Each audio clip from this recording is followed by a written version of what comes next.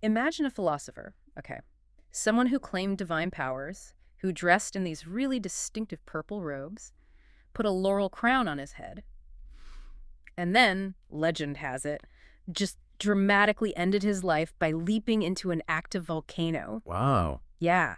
This isn't some character from an old myth, or some play. This was a real figure from ancient Greece. Empedocles of Agrigentum. Absolutely audacious. Audacious is definitely the word. Welcome to the deep dive.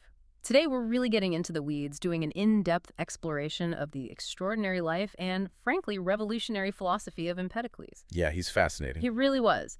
This was a man who, back in his own time, the 5th century BCE, just brilliantly blurred the lines. Was he a poet, a physician, a prophet, a politician? He was kind of all of them in ways that still kind of astound us today. It's a unique mix, for sure. Our understanding, well, it mostly comes from this really great source, Empedocles, Life, Philosophy, and His Era. It meticulously pieces things together from the surviving bits, the fragments of his 2 big poetic works. Right, Periphysios and Katharmoi. Exactly, on nature and purifications. And then you add in these captivating, and sometimes, let's be honest, pretty wild accounts from ancient historians and commentators. Yeah, some of those accounts are really out there. They paint this vivid picture, though, of a philosopher just unlike anyone else. So, our mission today, we want to unpack that audacious life, really dig into his groundbreaking ideas about, well, everything, the universe, human existence. And how he fit into his time. Absolutely. Understand how he perfectly embodied that dynamic intellectual and cultural spirit of 5th century Greece. Get ready for some surprising facts, I think, and maybe a few of those aha moments. You'll see just how much this ancient thought laid the groundwork for our world. Yeah, the connections are often unexpected. So let's start this deep dive. It's really striking, isn't it, how Empedocles' whole life feels like, well, like a deliberate performance. Almost as if he was trying to be a living example of his own philosophical ideas. That's a perfect way to put it. He wasn't just a thinker writing things down in isolation. He was this walking, talking, philosophical statement. Captivating, definitely enigmatic. Okay, let's start right there then. This charismatic contradiction that was Empedocles. So he comes from an aristocratic family, right, in Agrigentum. Mm-hmm. And Agrigentum wasn't just some backwater. It was wealthy, powerful, a major Greek colony down in Sicily. A very strategic spot. Exactly. So this isn't some quiet academic hiding in a library. Empedocles was super active politically in his city-state. And the ancient sources, they don't just say he was smart, they paint him as charismatic, theatrical. Larger than life. Totally. With this incredible self-confidence. You could almost just picture him Right. commanding attention wherever he went. And that location, Agrigentum, its importance really can't be overstated. It wasn't just incidental. It was a thriving hub, strategically, economically, especially in the Western Greek world. Think about the timing, too, after the Persian War. Right, a period of real change and maybe confidence for the Greeks. Absolutely. And this vibrant environment, this kind of melting pot of cultures, trade, it would have naturally positioned someone like Empedocles, coming from that aristocratic background, for real political influence. He had a platform. He definitely had a platform. His family's status gave him that. And it's pretty clear he wasn't shy about using it, getting deeply involved in the public life of the Behold, the city-state. And he definitely wasn't shy about making a statement with his presence either. I mean, this is the guy who, in public, apparently introduced himself not just as a philosopher. No, it was more than that. Way more. He was a poet, a physician, a great speaker, an orator. And get this, even a miracle worker. Huh? Yeah. Imagine meeting someone like that today, and the descriptions we have of his appearance. So vivid, those famous purple robes. A color usually linked with royalty or even divinity. Exactly. And the long hair, the crown. He wasn't just dressing up. He was meticulously crafting this almost divine public image. Like he was trying to say, look, I'm not just here to think. I am wisdom. I'm the connection to the divine order. And, I don't think that was just personal eccentricity or just being theatrical for the sake of it, though I'm sure there were elements of that too. Sure, probably. But his self-presentation, it seems deeply woven into his actual philosophical message. You have to remember, back then the lines were blurrier, what we now call science, religion, philosophy. Yeah. They weren't these neat separate boxes. That was all more holistic. Exactly. So by presenting himself this way, almost like a shaman or a mystic figure, he was deliberately blurring those lines between wisdom, healing, the divine. His persona was, in a way, a living demonstration of his belief in interconnectedness, Yeah. and the potential for humans to transcend limitations. Like he was aiming for something more than just being human. Possibly. Maybe even a kind of apotheosis, becoming godlike through understanding and purification. He was acting out his own worldview. He was the prophet of his own philosophy. That really gives you a sense of just how big he was or wanted to be perceived. And it leads us nicely into thinking about his actual words. Or, well, the fragments we have left. Yeah, mostly fragments. His big philosophical ideas, they survive mainly through these scattered pieces of his two major poems, Periphysios, on nature, looking at the physical world, and Katharmoi Purifications, which gets more into the soul, ethics, that side of things. And his chosen medium wasn't dry prose, it was epic poetry. Following Homer, Hesiod, that tradition. Exactly.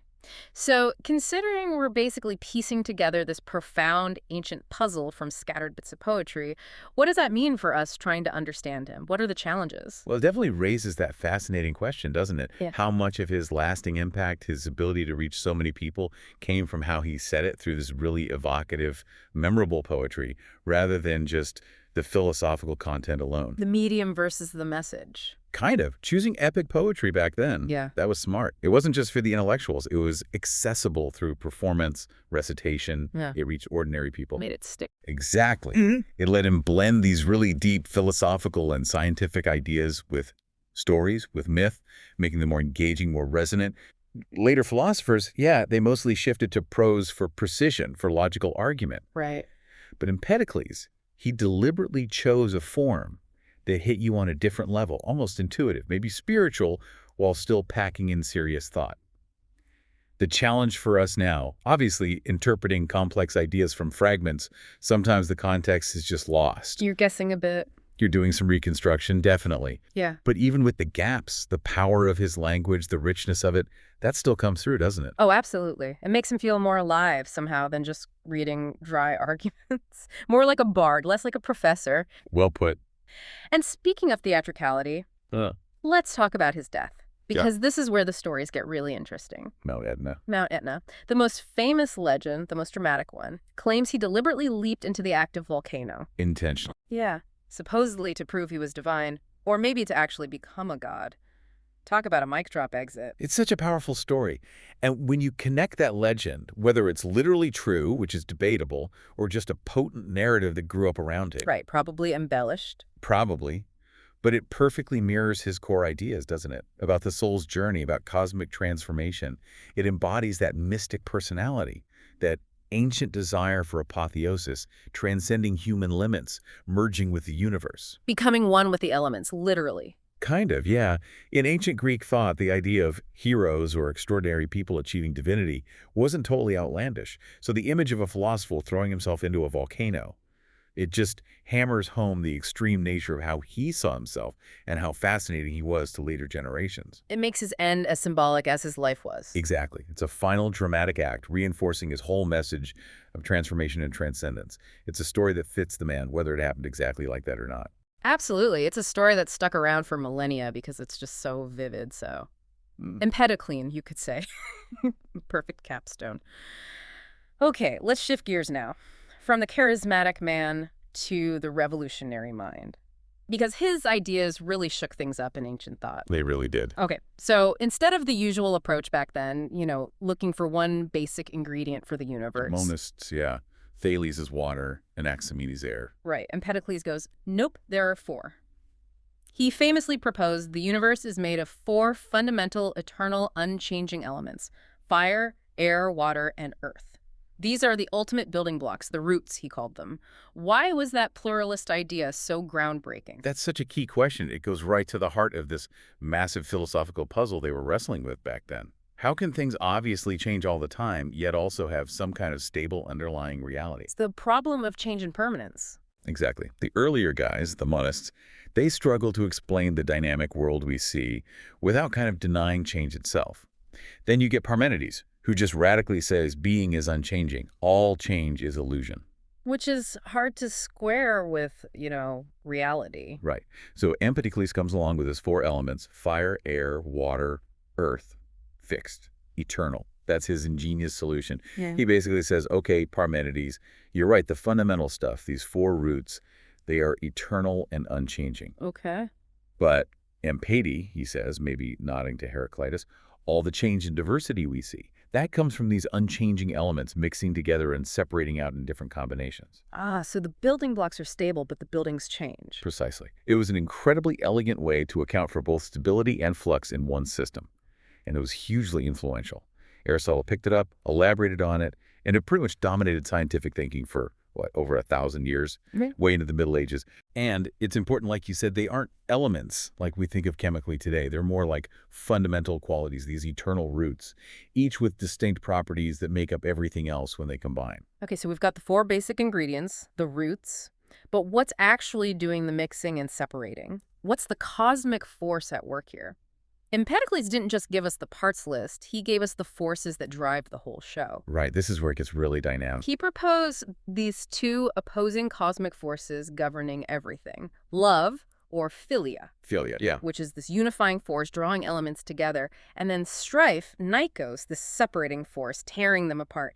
It almost sounds, I don't know, mythological or psychological rather than just physics. That's a great observation, and it really Yeah. highlights why this concept is seen as one of his most original, most profound contributions. This isn't a static model of the cosmos. It's intensely dynamic, always in motion. A constant push and pull. Exactly. Empedocles saw these two forces in this constant cyclical dance. When love is dominant, the elements get drawn together. They combine into harmonious wholes, think of living creatures, or even worlds forming. Love is the unifier, the builder. Okay, making things whole. But then, when strife gets the upper hand, things fall apart. Yeah. Elements separate, leading to disunity, disintegration, chaos, like a building crumbling back into bricks. Destruction. Right. And this wasn't just a physical law for him. It had these strong echoes in mythology, psychology, even morality. It represented that eternal tension, order versus disorder, creation versus destruction. It gave this deep metaphysical reason for why things come together and why they inevitably decay. It makes sense of both birth and death, formation and dissolution. It covers everything. Pretty much. You could almost imagine like two cosmic musicians. One playing this beautiful harmony, weaving everything together that's love. The other playing this crashing, dissonant chord that tears it all apart. That's strife. And they're constantly taking turns leading the orchestra of the universe. That's a great analogy, the cosmic musicians. It makes his universe feel so alive, so dramatic. And he didn't stop there either. He didn't just give us the ingredients and the forces, he laid out a whole roadmap for the universe's life cycle. Cosmic cycle, yeah. This is where it gets really wild. Empedocles described the universe moving through this continuous four-stage cycle, driven by love and strife, taking turns being dominant. A huge cosmic dance with distinct phases. Can you walk us through those stages? Absolutely. And it really does make you wonder, if this cycle is always happening, where are we in it right now? Yeah, what stage are we living through? So the cycle begins, according to Empedocles, with the complete domination of love, stage 1. Here, all four elements are perfectly mixed, completely intermingled into this single, harmonious, undifferentiated sphere. He called it the sphera. The sphere. Sounds peaceful. It represents ultimate unity, perfection, total peace, a kind of cosmic golden age where individuality hasn't emerged yet. Everything is just one blended whole. Okay, perfect harmony. Then what? Then, phase 2, the rise of strife. Strife starts to creep in, infiltrating the sphera. It begins to push the elements apart, separating them out from that unified whole. Things start getting messy. Things start getting distinct. This separation process leads to diversity, individuality. It brings about a world more like the one we know, full of separate things, objects, living beings. And this continues until strife reaches its peak. Complete domination. Stage 3, Maximum separation. total separation. The elements are entirely fragmented, isolated from each other. It's a state of utter chaos, complete disunity. No harmonious structures can exist. Everything is just broken apart. Sounds pretty bleak, but it's a cycle, so. Exactly. It turns again. Stage 4, the return of love. As strife's power weakens, love starts to reassert itself. It begins drawing the elements back together, recombining them. Rebuilding starts. Right. It initiates a new cycle of creation, order, moving progressively back towards that perfect unity of the sphera. So you have this continuous ebb and flow, this grand cosmic drama in 4 acts. It let Empedocles explain everything, how worlds form, how organisms live and die. And it cleverly bridged those earlier ideas, didn't it? Brilliantly. It reconciled Heraclitus' idea of constant change, constant flux, Everything flows. with Parmenides' insistence on an eternal, unchanging reality. Empedocles said, look, the elements are unchanging, just like Parmenides argued. But their arrangement, driven by love and strife, is always changing, which accounts for the flux Heraclitus saw. He found a way to have both. That's really clever. So thinking about harmony and discord today, it does make you wonder, where are we in that cycle now? Feels like maybe strife has had a good run lately. It's a profound question to ask, isn't it? Both personally and globally, where do we feel that balance lies? But Empedocles wasn't just thinking cosmically. He took these ideas right down into biology, into ethics, in ways that feel, well, almost eerily modern sometimes. Yeah, get this. A philosopher from 2,500 years ago seems to have stumbled onto a basic idea of natural selection. That's genuinely mind-blowing. It is pretty astonishing. He suggested that living things first emerged from just random combinations of the four elements, like things just got mashed together. Can you explain that a bit more? Yeah, it's the boldness of his thinking, even filtered through poetry and speculation, that's so striking here. He pictured this early stage in the cycle as elements were starting to combine, maybe under the influence of love, but kind of haphazardly. Like a cosmic experiment. Right, and he imagined all sorts of weird, non-viable creatures being formed first. The fragments we have paint these bizarre pictures: headless bodies, limbs wandering alone, oxen with human faces, stuff like that. Wow, creepy. Totally. But here's the crucial insight. He believed that only those combinations that happen to be functionally viable, the ones with the right parts in the right places, able to survive, find food, reproduce, only those would actually last. Survival of the fittest, basically. A very, very early rudimentary version of it, yes. Yeah. The weird, non-functional combinations, they just die out. They weren't fit for the world.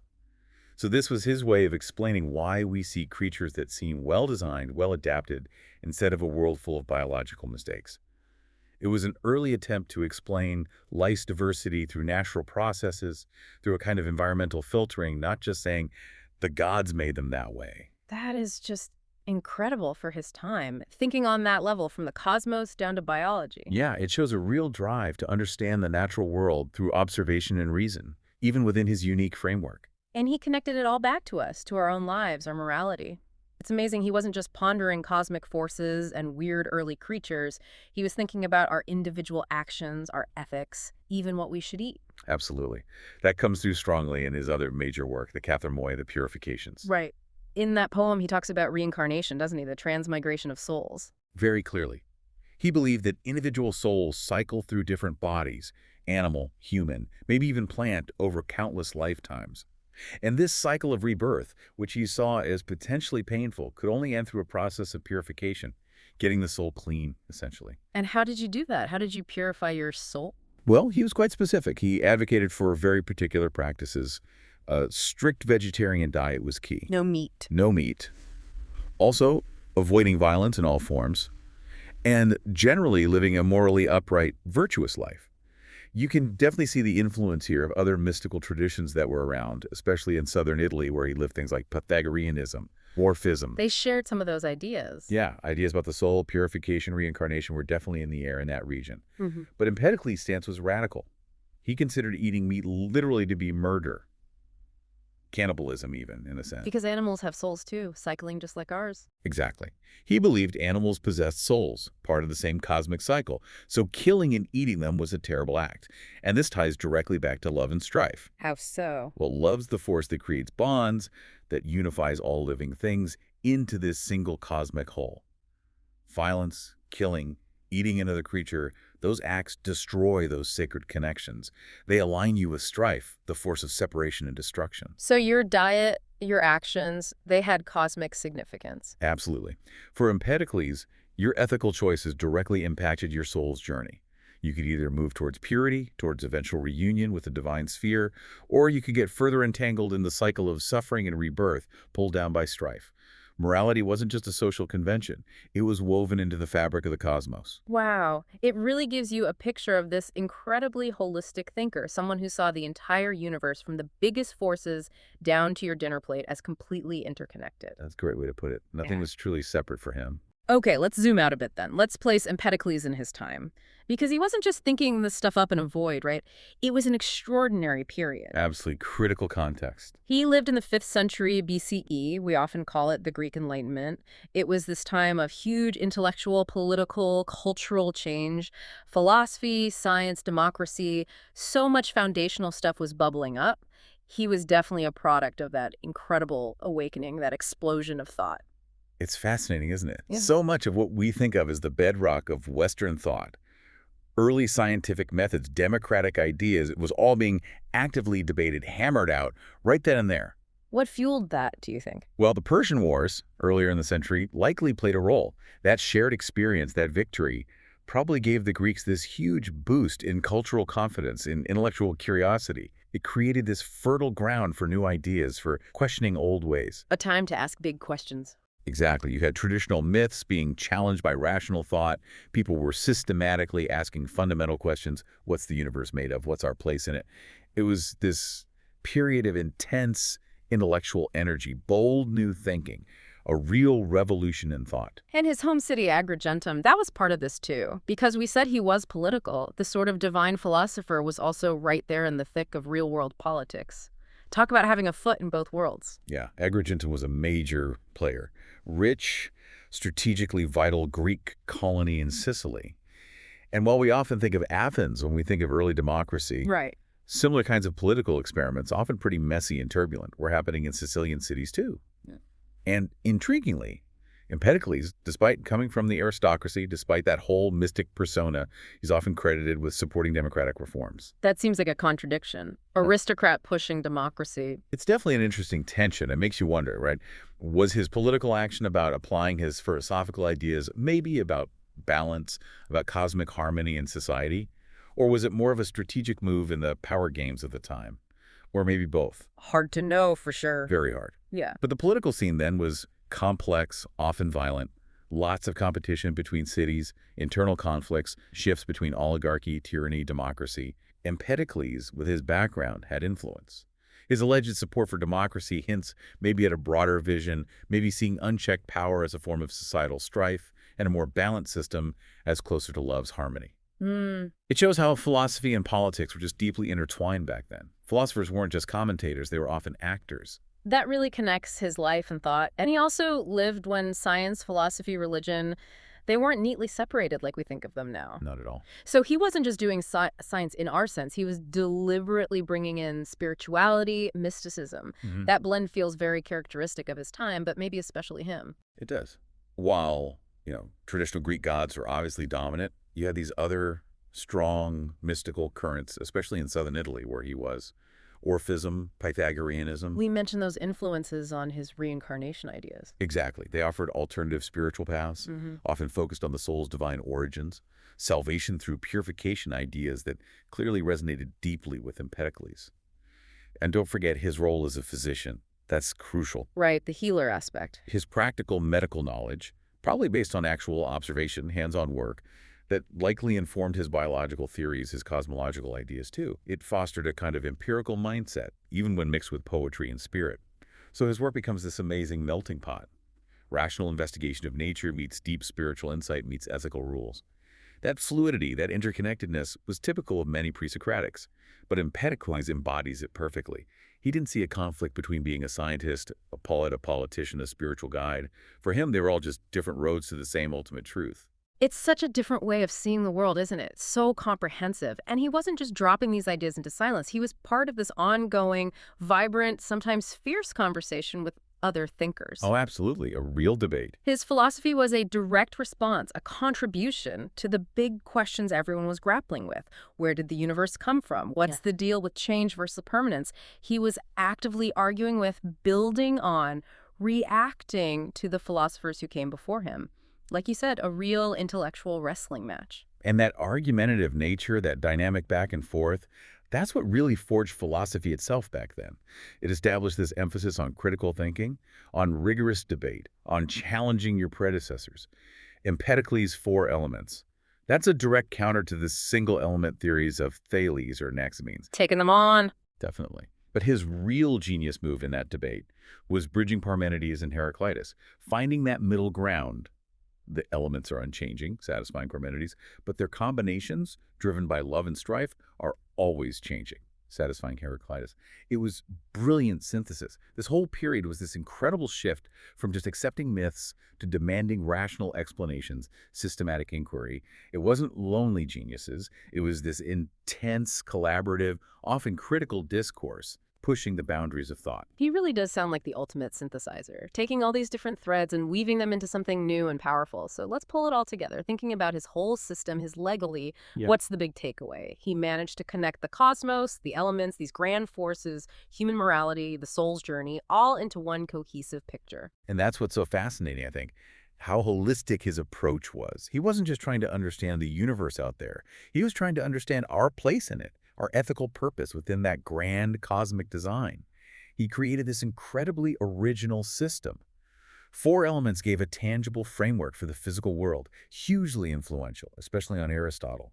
Love and strife gave a dynamic model for cosmic processes, explaining creation and destruction. Covered the physics and the metaphysics. Right. And then, crucially, ideas like reincarnation, vegetarianism, they pushed philosophy beyond just cosmology into deep questions about human morality, spirituality. He became this vital bridge figure, in a way. He's looking deeply at nature, like the earlier pre-Socratics, but he's also bringing in this focus on the soul, on ethics, that really foreshadows thinkers like Socrates and Plato. Bringing the human element center stage more so? In a very integrated way, yeah, connecting our inner lives and choices directly to the outer cosmos.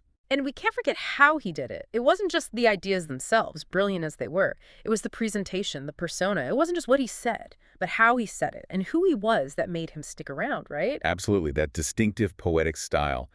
That was crucial for making these complex ideas reachable for more people, not just a handful of intellectuals. And that charismatic, slightly mystical public image, that amplified everything, made him memorable. The philosophical rock star. Yeah, maybe something like that. His legacy really highlights how powerful presentation and personality can be in getting big ideas across. It's not always just about pure logic. That accessibility through poetry, through performance, it let his ideas really permeate Greek culture. He blended religion, politics, philosophy seamlessly. He lived his wisdom, or at least projected that image incredibly effectively. He showed that deep thought doesn't have to be dry or distant. It can be vibrant, engaging, even, well, theatrical. Empedocles, definitely one of the most creative, most multifaceted thinkers of that whole pre-Socratic explosion. He synthesized science and spirit, poetry and politics, left a huge mark on Western thought for centuries. That ability to reconcile opposites, permanence and change, love and strife into one dynamic system, it's just brilliant. Truly remarkable. So he saw the universe as this grand cycle, driven by love bringing things together, strife tearing them apart. If those cosmic forces are still fundamentally at play, what stage of that great cycle do you think we're in now, personally, globally? And what does that suggest about our own actions, our relationships, our connection to the world? That's the question he leaves us with, isn't it? Pondering the cosmic dance and our own steps within it. Definitely something to think about. We hope you continue exploring the incredible richness of ancient philosophy and just how these early thinkers tackled the biggest questions there are. Thanks for joining us on this deep dive.